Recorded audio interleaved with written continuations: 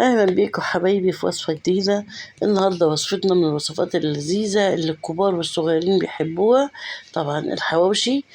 النهاردة هنعمل منها حواوشي.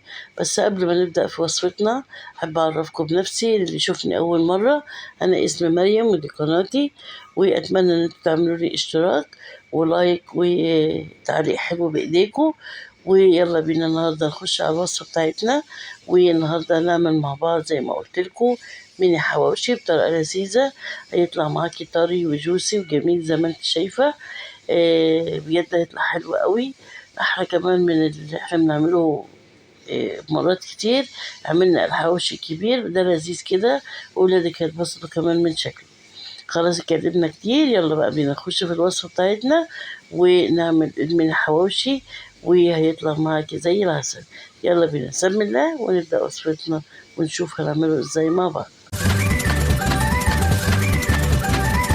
اول حاجه هنجيب كيلو كده من الدقيق، وطبعا لازم يتنخل. بعد كده احط عليه معلقه من السكر، وكمان معلقه من الملح، ومعلقه كبيره من خميره او الباكيت كله بيعمل معلقه كبيره.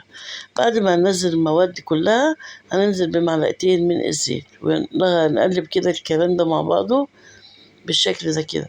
وفي الوقت ده انا محضره ميه تكون فتره، يعني زي دمعة العين. ما ينفعش ميه سخنه عشان ما تموتش الخميره.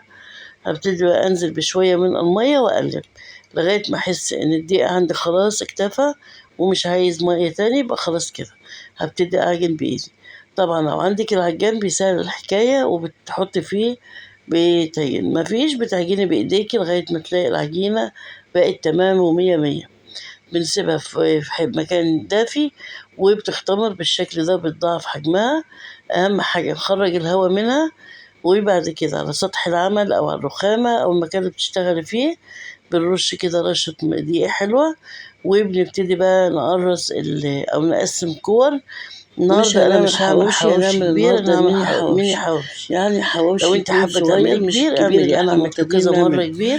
شايفين قطع معايا، بس النهارده ما شاء الله هعمله ميني كتير، حواوشي يعني يعني جاب صغير. معايا كور كتير. هبتدي بقى اخد اول كوره ويعني وافردها. رشه من وهنا خدوا الدقيق بالكم وابتدي لما نيجي افردها. نفرد الكور بنبتدي باول كوره كنا عاملينها، كمان شايفين بتاخد يعني تخمير عشان اكتر بس فبتدينا الكور نتيجه كتير افضل فاخد بكتير. المساحه كلها. انا فردت اوريكم كده المساحه قد ايه اول اللي انا كوره عملتها. لو انت واديتنا طبعا عايزه تعملي حواوشي مقاس عادي حلو. كبير اعملي، شايفين بس انا المقاس كده بفضل جميل جدا. النهارده ده اغير ميني واعمل ميني حواوشي. هعمل اللي هو كمان الصغير. واحده. هفرد كمان واحده. طبعا لما هعمل تبتدي كمان واحده تفردي وبعد بتاخدي اول كده كورة اوريكم انت كنت المقاس بتاعها. عملتيها، دي بتكون كمان خمرت ابعد اكتر بس اوسع لنفسي المكان. وبتديك نتيجة احسن. هنكي كده ناخد هنفرد واحده كده واحدة ونبتدي كمان. نفرده. اهم حاجه رشه الدقيق دي عشان بتساعد الفرد على طول. تمام تمام كده انا فردت التانية، بس المساحة ومقاسها دي جميل كويسة جدا اوي. وبتطلع كده شكلها كده خلاص كده انا فردت عسولة اول كده كورتين. تعالى صغيرة، بقى نشوف أحسن الحشوة من احنا هنعملها الحواوشي ايه. الكبير. شايفين شايفين الكورة قد مقاسها جميل ايه. أوي.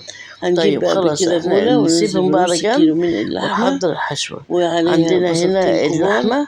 مقطعهم بنحط قطع اللحمة طبعا صغيرة الكمية في اللي انت حابة المفروم مفيش تعمليها. مشكلة.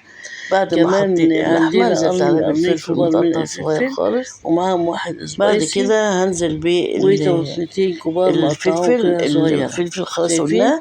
هننزل يبقى كده قطعنا بالطماطم متقطعة قطع طماطم صغيرة، وفلفل وكمان وبصل بالبصل. على اللحمة ويا ريت هنا بالشكل نكتر ده كده. البصل بيدينا تطعيمة حلوة قوي.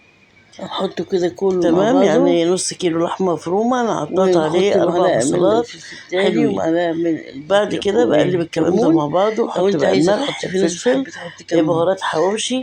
أي حاجة بس كده، حابة تضيفيها ومعلقة ضيفيها كبيرة براحتك من خالص. بهارات الحواوشي. بس كده كل هنقلب ده بقى احنا كل حطيناه الكلام على ده مع اللحمة بعضه والبصل تقليبة والطماطم كويسة. والفلفل. أهم حاجة عشان كله هقلب كل يتبهر الكلام ده مع بعضه بالبهارات اللي احنا حطيناها بالشكل ده كده. بالشكل ده كده.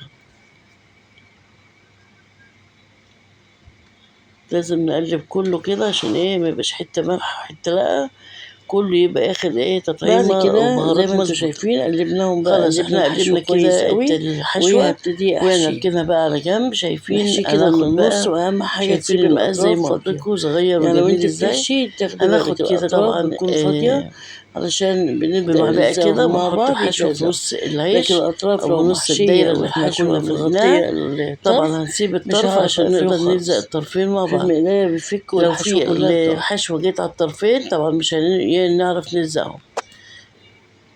حط كده. بعد خلاص ما حطيت أول طبقة حطيت عليها الحشوة من النص، نلزقهم بإيدينا بالشوكة بأي حاجة انت حابة تلزقيهم. ممكن المهم تقفليها زي ما أنا تلزقيهم قافلها كويس قوي بالشوكة، ممكن علشان ما بإيدك يفكوش من بعض واللحمة تقع. كده حبايبي تمام، قفلتها خلاص تمام. زي كده. شايفين في طريقتين بقى للتسوية كده بلزقهم مع الناس بعض. بتشتكي وتقول إن هو بالطريقة دي بيدوا كمان بينشف شكل منها. حلو قوي. ده بتعمله شايفة بتلف ازاي؟ لو انت مش عارفة تعمليها بنعملها بالراحة علشان تاخدي بالك منها. ممكن تعملوه كمان بالشوكة، بيدوا برضو منظر حلو. نقرب لك كده عشان تاخدي بالك.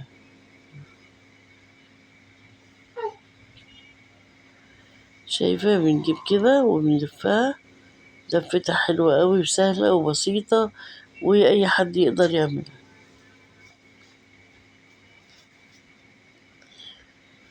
تمام.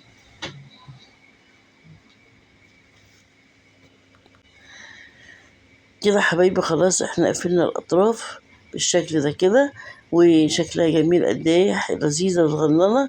وهنجيبها بقى في الصينية اللي هنسوي فيها، وبمسحة بسيطة جدا من السمنة من فوق بتدي لمعة حلوة وبتدي شكل حلو للرغيف وكمان طعم. شايفين؟ هنجيب آخر حاجة الشوكة وابتدي أخرمها كده، عشان ده طبعا مش عيش فمش عايزينه يخمر ويقبل فوق. تمام. ندخله الفرن ونشوف شكله النهائي مع بعض. كده حبايبي خلاص وصفتنا النهاردة انتهت، اللي عملنا فيها من حواوشي بطريقة سهلة جدا وبسيطة، وزي ما انتم شايفين كده طالع طري وجوسي وحاجة بصراحة زي العسل، ده غير طعمه اللي يجنن. هتمشي على المقادير والطريقة خطوة بخطوة، هتلاقي نفسك عملتي أحلى من الحواوشي. أشوفكم بخير في وصفة جديدة، للقاء، باي باي.